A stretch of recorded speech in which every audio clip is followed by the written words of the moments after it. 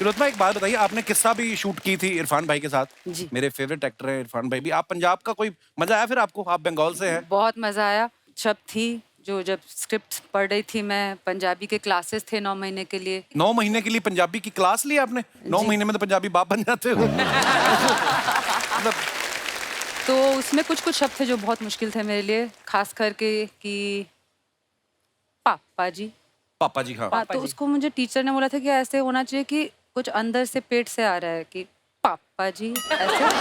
और फिर और एक शब्द था पालू। पालू भालू, तो अच्छा भालू पापा को जी भालू। पालू करते करते थोड़ा वो मतलब तबीयत खराब हो गई थी। और पर उस फिल्म में इतने बार बोलना पड़ा मुझे पापा जी कि अभी भी सपने में आता है मेरे पापा जी। सपने में आते पापा जी।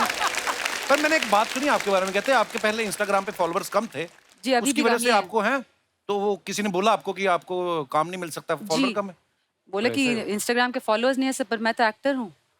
तो हाँ, एक्टर हैं पर कम फॉलोअर्स हैं। तो मैंने फिर शुरू किया कि हर रोज एक फूल, एक पत्ता पोस्ट करती हूँ मैं।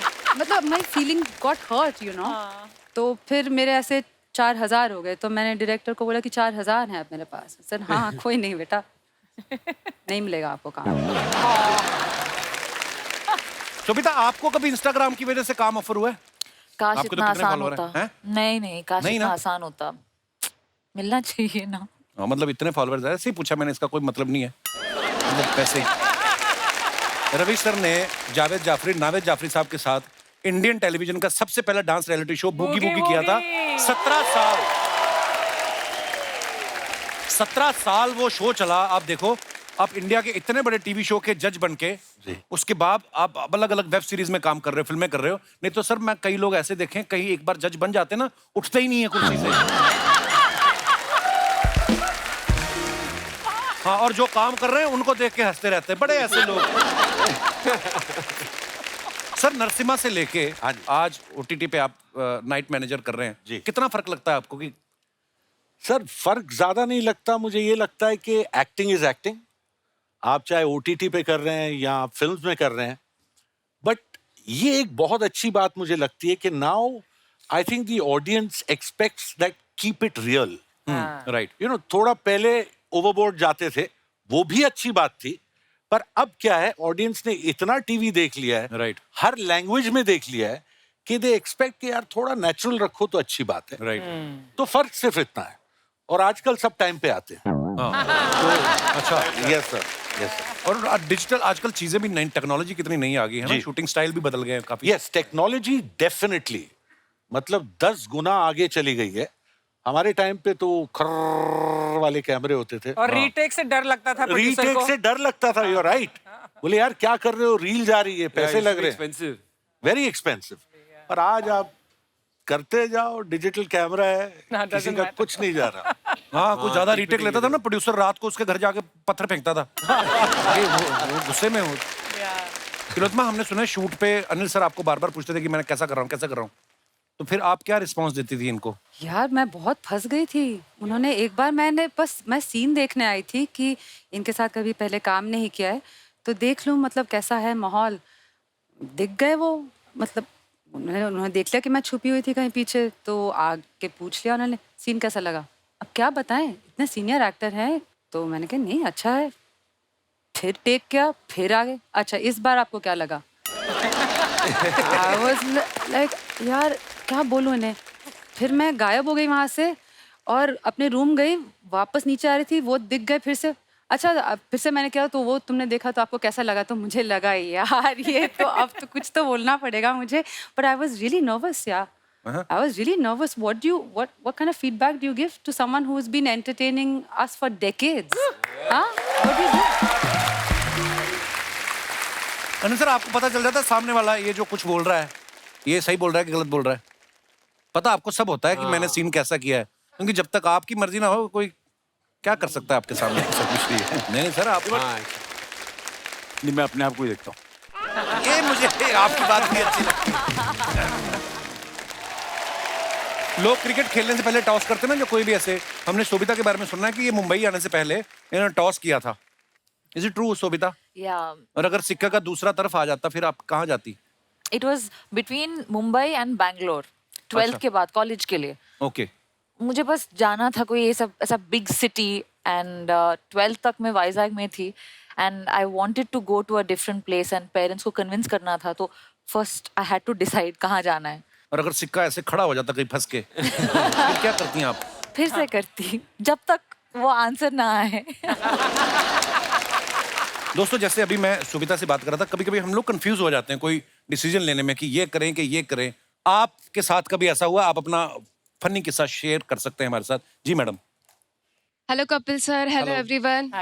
मेरा नाम सुरभि वाधवानी है और मैं जर्नलिज्म की स्टूडेंट रही हूँ। अच्छा जी। सो ये कोर्स लेकिन मेरी मम्मी ने ना मुझे जबरदस्ती करवाया था। मेरा पैशन था वॉइस एक्टिंग और मैं वॉइस आर्टिस्ट बनना चाहती थी। सो मैंने सोचा ठीक है, कोर्स तो मम्मी के हिसाब से कर लेते हैं, करियर तो अपना वही फॉलो करेंगे। अच्छा जी। पर एक्चुअली क्या हुआ, कंफ्यूजन वहां पर आ गया जब मेरे परसेंटेज बहुत अच्छे आ गए। जर्नलिज्म में। हाँ, मैं फिर कंफ्यूज हो गई कि यार ये चूज करूं या अपने पैशन को, बिकॉज मीडिया हाउसेज और न्यूज़पेपर वाले मुझे फोन कर रहे थे, जॉब ऑफर कर रहे थे, तो मैं बहुत ज्यादा कंफ्यूज हो गई थी। तो ऐसा है सर, हमारे घर पे ना बिल्ली बहुत आती है, तो मैंने सोचा किसकी बिल्ली है वो आई डोंट नो, वो घूमती रहती है और हमारे घर में आ जाती है, दूध पी लेती, पता नहीं बहुत नुकसान कर देती है। अच्छा जी। तो मैंने सोचा अगर मेरी आवाज में दम है तो इस बिल्ली को डॉगी की आवाज सुना सुना के यहाँ से भगा दूंगी और फिर अपने पैशन को ही फॉलो करूंगी। तो मैंने उसको डॉगी की आवाज सुनाई, उसको भगा दिया एंड पिछले 5 साल से मैं मुंबई में हूँ और प्रोफेशनली वॉइस एक्टर हूँ। अच्छा, अरे वाह। अगर आप चाहे तो मैं एक नमूना पेश करना चाहती प्लीज प्लीज। हूँ। अरे वाह, आज कितना अच्छा दिन है। हाँ, आज तो सूरज भी निकला है। चलो ना, चल के कुछ खेलते हैं। शिनचैन। क्या मैं बता सकता हूँ कि हम लोग क्या खेले? हम लोग खेल सकते हैं बास्केटबॉल। तुम्हारे हाथों में तो जान ही नहीं है, तुम क्या खेलोगे? बास्केटबॉल। तुम सब पहले घर आके खाना खा लो, उसके बाद खेलने की सोचना। ओहो, मैंने बहुत बढ़िया पैनकेक और क्लब सैंडविच बनाया है।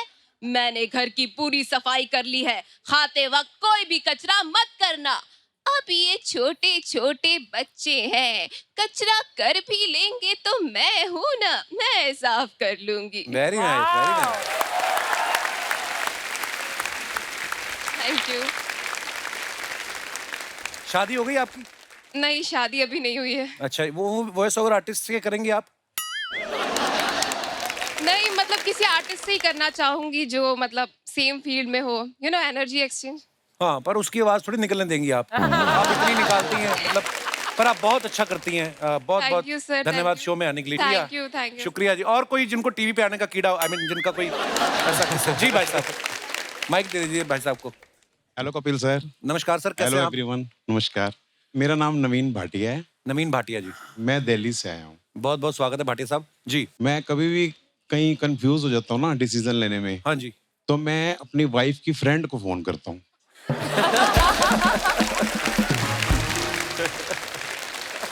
कंफ्यूज के चक्कर में कहीं डिफ्यूज ही ना कर दे वो आपको। नहीं, वो ऐसा कुछ आपकी वाइफ आई है साथ में? हाँ जी, आई है। हेलो, अच्छा जी, नमस्ते जी। नमस्ते जी। अच्छा, तो आप इनकी फ्रेंड को फोन करते हैं? ये एक्चुअली ना इन लोगों के दिलों के तार कुछ ज्यादा ही जुड़े हुए हैं। भाटिया साहब, ये हमें भी बताओ कैसे करते हैं ये? ऐसा कुछ नहीं है, मैं रिस्पेक्ट करता हूँ ऐसी। हम भी करना चाहते हैं रिस्पेक्ट। नहीं, पर कैसे मुद्दों के बारे में आप डिस्कशन करते हैं? एक मैडम बारी की? मैं फंस गया था हैं कहीं, 50,000 रुपये लेना था किसी से। अच्छा जी। तो मैंने उसको फोन किया सुबह 7 बजे। अच्छा जी। मैंने कहा मैं तो बहुत फंस गया हूँ, 50,000 रुपये लेने हैं, आपका नेबर ही है। कह रही आओ जाओ, कह दिया आपको 2 दिन के अंदर पैसे मिल जाएंगे। अच्छा जी, मिल गए फिर? मिल गए जी, 1 दिन में ही। क्या बात है। मैंने एक्चुअली पता है क्या है, जब मेरी शादी हुई थी ना, हाँ जी। वो भी डिसीजन उन्होंने दिया था।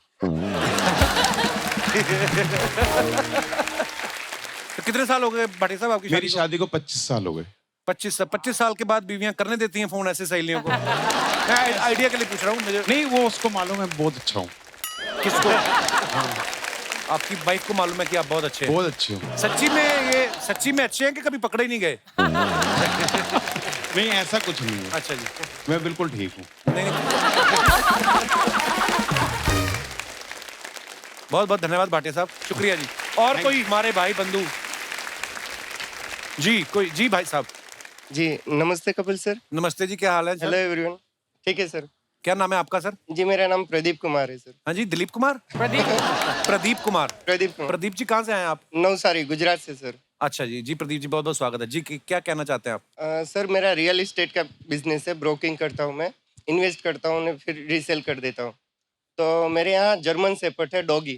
जैसे आपने कहा कि डिसीजन मेकिंग में बहुत कंफ्यूज हो आप, हाँ तो मैं क्या करता हूँ कि रिंग निकालता हूँ, दोनों हाथ में से किसी एक हाथ में रखता हूँ।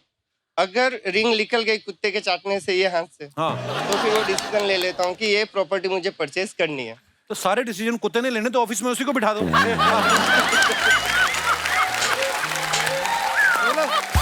वाह, शुक्रिया शुक्रिया प्रदीप जी, बहुत बहुत धन्यवाद शो में आने के लिए।